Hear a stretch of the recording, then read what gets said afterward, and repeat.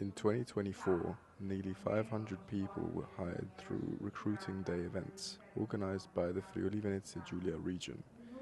Designed to match job seekers with local companies, the initiative drew over 12,000 applications from more than 7,000 candidates.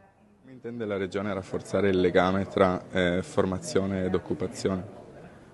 Noi dobbiamo continuare innanzitutto nella relazione con le imprese. I fabbisogni occupazionali devono essere rappresentati dalle imprese in maniera anticipata.